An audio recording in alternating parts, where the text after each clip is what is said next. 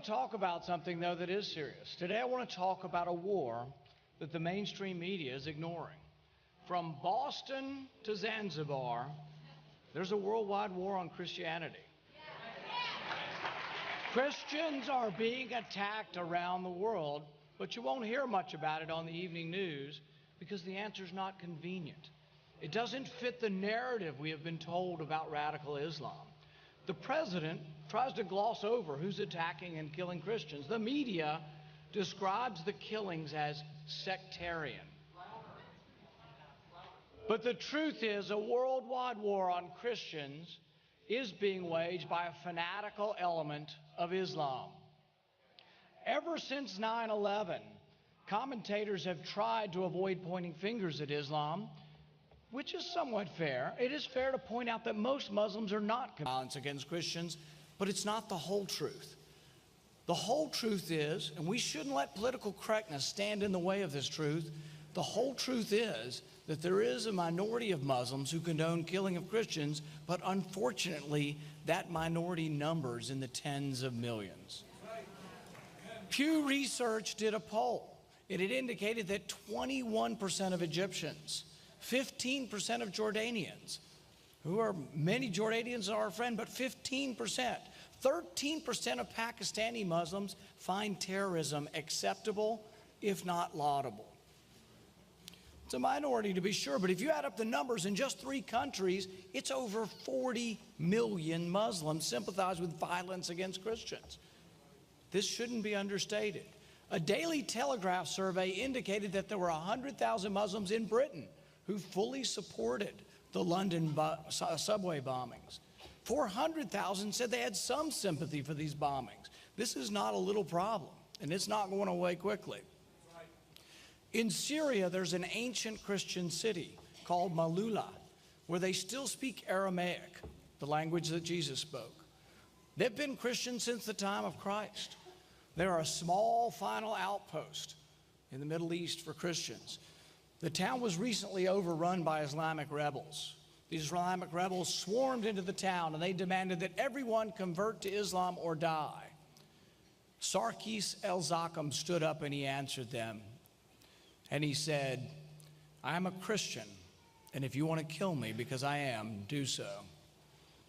These were Sarkis' last words. Sister Carmel of Damascus said of Sarkis, his death is true martyrdom, a death in odium fidei, or a death in the hatred of faith. Make no mistake, this is about your religion.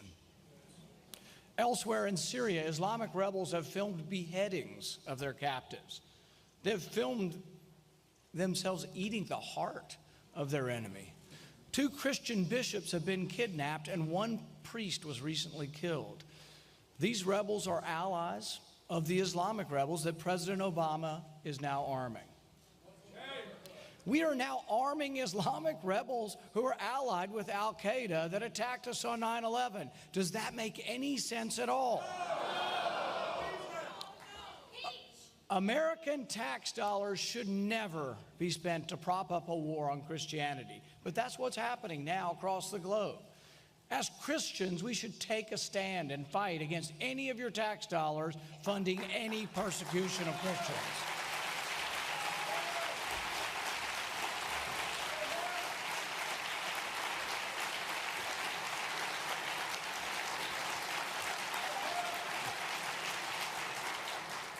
In Zanzibar, a tiny little island off the coast of Africa, a priest was recently shot in the head on his way to church by 2 Muslim youths. A message by the Muslim Renewal said, we thank our young men trained in Somalia for killing the infidel. Many more will die. We will burn homes and churches. We have not finished. At Easter, be prepared for disaster. In Kenya, motorcycle assailants hurled bombs into a Christian church, injuring 15 people and breaking the legs of the pastor. In Indonesia, the world's most populous Muslim nation, 3 girls were beheaded on the way to their Christian school. Make no mistake, there is an element of radical jihad in this. In Guinea this year, a Muslim mob attacked and killed 95 Christians and injured 130. In Egypt, just recently, 82 churches were attacked. leaving hundreds dead and wounded. Earlier this year, I forced the Senate to vote to defund the Muslim Brotherhood, and every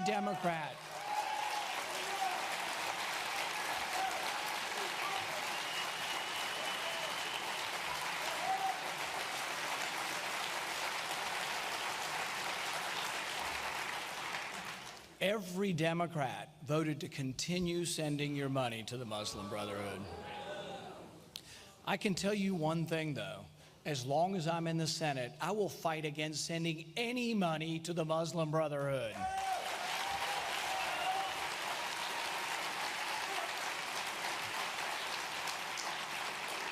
In Cameroon recently, 2 Christians who had converted from Islam were murdered. In Iran, American pastor Saeed Abedini is detained indefinitely, facing physical and psychological torture. They asked him to renounce his faith, the same thing they asked Sarkis el-Zakhem before he was killed. I've introduced a resolution into the Senate that says, and calls for, and says we should do everything within our power, within our voice, from the White House, from the State Department, from our government, to release Saeed Abedini.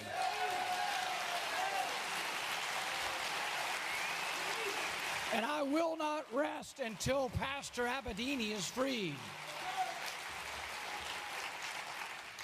Across the globe, Christians are under attack, almost as if we lived in the Middle Ages or as if we lived under early pagan Roman rule. You remember the early Christian martyrs, our disciples, the disciples of Christ.